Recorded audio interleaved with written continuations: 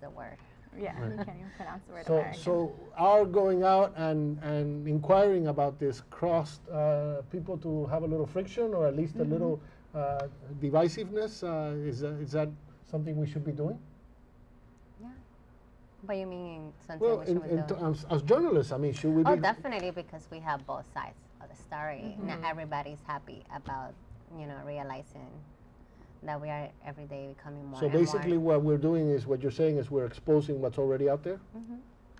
Basically, yes, definitely. Were you guys surprised by the reactions you got from some people? Yes. What surprised you? I thought that people were more open, and especially here in the Bronx, about Latinos and their way used to.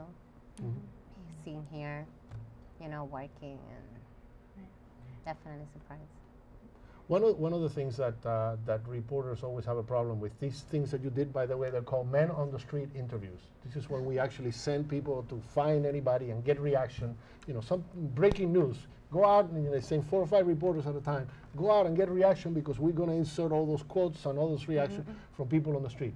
The problem is that when you approach people on the street, and you found this out, they are not used to reporters. They figured that reporters are out interviewing congressmen, I guess, or and so you approach Joe Blow on the street and you say, "Hey Joe, I really value your opinion." Joe thinks you're trying to sell him something. It's true. And you encounter some of that? Yes, they're not really comfortable sometimes. They say, no, just please ask the other person. Not me. That type of stuff.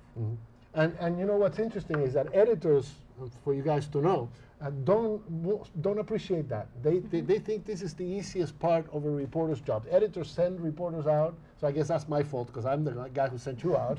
But editors, it's easy. Go out and get 5 quotes. Those are the hardest ones to get sometimes. Yeah, but you were tough because I you was say tough? yes, that email. Excuse me, I haven't received anything yet. Oh well, because I was trying to get you to do the work. Excuse me, it's really hard. Okay, well, I'm glad that you guys. The reason why you're here is because you got what you needed to get, and the story is going to be the lead story on the next edition of the Bronx Journal. It's all about how the Latinos are a majority, but what that means in terms of political empowerment, economic empowerment. And these reporters that are here basically went out and got that story from many, many different angles. And frankly, you guys did a very good job. I'm very proud of you. Thank you.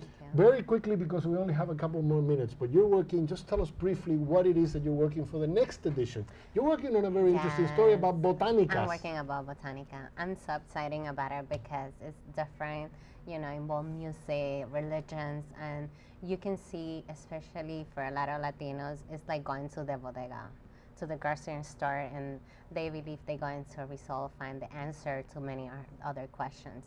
I'm very excited. Okay, so once you do that complete article, we'll have you back and we'll have some of your guests, some of your Santero friends. My Santero friends. To come on. And maybe they can so read the talk to card us and about, everything. Tell me about the story you're working on. I'm actually working on Sobro, and I found it very interesting. Sobro, which is a section of the Bronx that's being renovated, okay.